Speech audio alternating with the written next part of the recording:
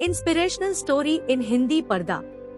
करीब आधे घंटे देरी से चली रेल, कुछ कोहरे की वजह से और कुछ आतंक। राहत की सांस ली जब देखा किसी को अपनी सीट से उठने के लिए बोलना नहीं पड़ेगा। बैग उठा के रखा सीट के नीचे और कानों में हेडफोन ठूस के पसार गया। बाहरी दुनिया में न कोई दिलचस्पी बची थी मेरी और न ही कोई उम्मीद, बस कुछ था तो इंतजार मेरे स्टेशन के आने का और एक छोटी सी आस की तब तक कोई आकर थोड़ा सा सरकने को न बोले।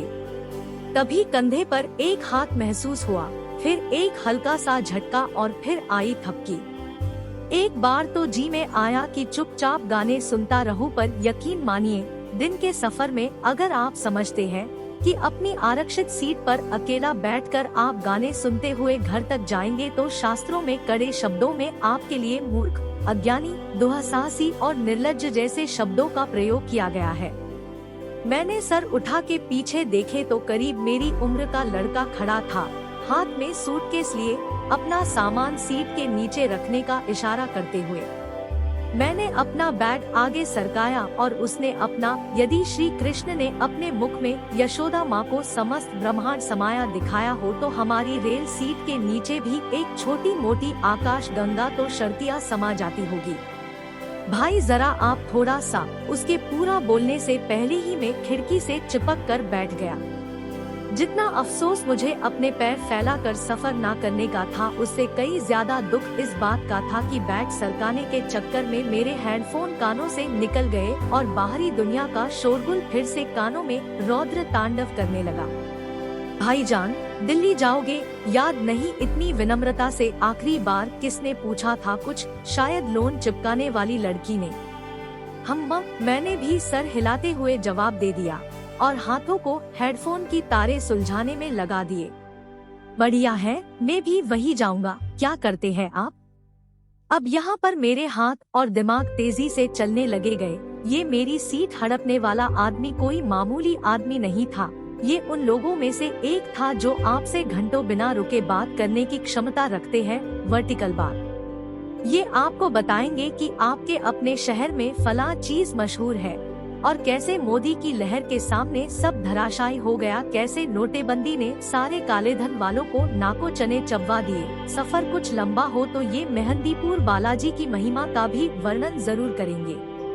तो कुल मिला के सार ये है कि मुझे 3 चीजें आज तक समझ नहीं आई। जीएसटी, सब्जी वाले से ये पूछने का फायदा कि भैया ये ताजी है ना, और तीसरा इन महाशय से वार्तालाप कैसे और क्यों जारी रखे।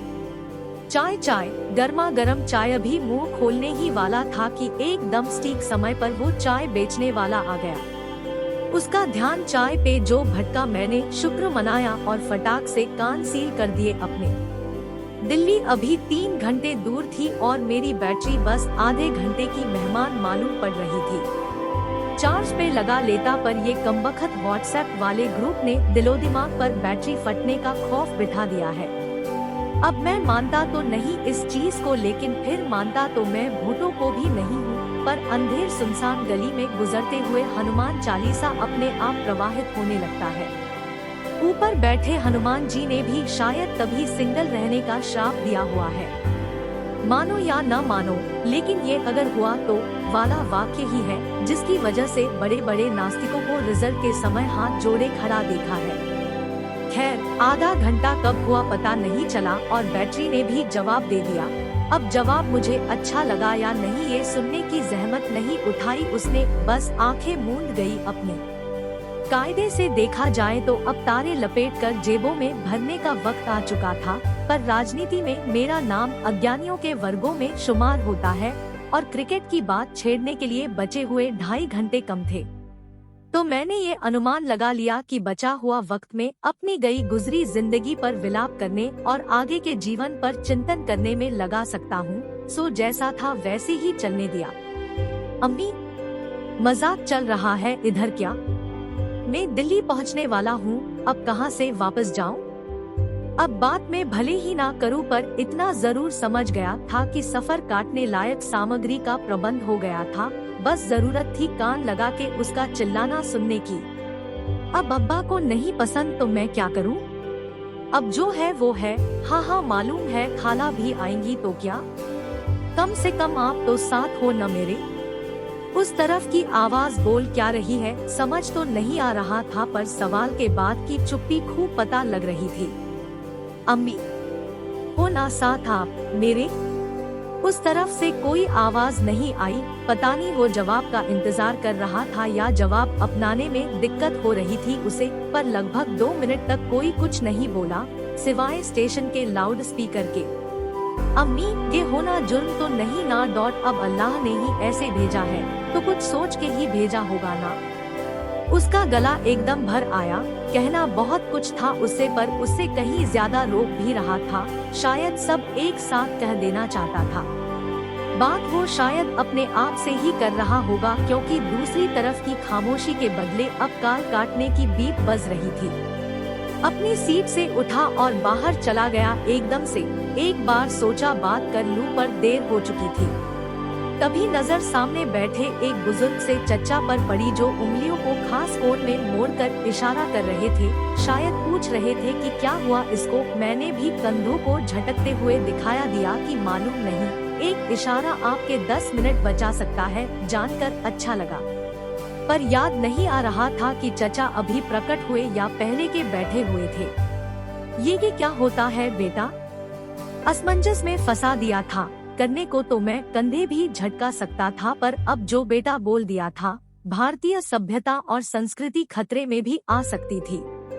समलैंगिक आ गया समझ तो अभी भी नहीं आया, पर ताऊ ये दिखाना नहीं चाहते थे। सर हिला के वापस धर लिया पीछे। भाईजान बैग रह गया था, पकड़ाएंगे जरा। मैंने नीचे उस अनंत गुफा से सामान निकाल कर पकड़ाया और पहली बार उसकी आंखों पे नजर पड़ी। मुंह धोकर छुपाने की कोशिश तो खूब की थी, पर लाल रंग ही ऐसा है, छुपाए नहीं छुपता। ठीक हो आप, अब पूछने का फायदा तो नहीं था कुछ, पर शायद बाद में मलाल रह जाया। बदले में वो हल्का सा मुस्कुराया, या यूं कहें कि सांस जरा जोर से बाहर निकाली। निजामुद्दीन जा रहे थे भाईजान, पर क्या है ना, घर वालों को हम कुछ ज्यादा ही भाते हैं, तो अब्बा ने कह दिया कि बरकत मांगने जा रहे हैं।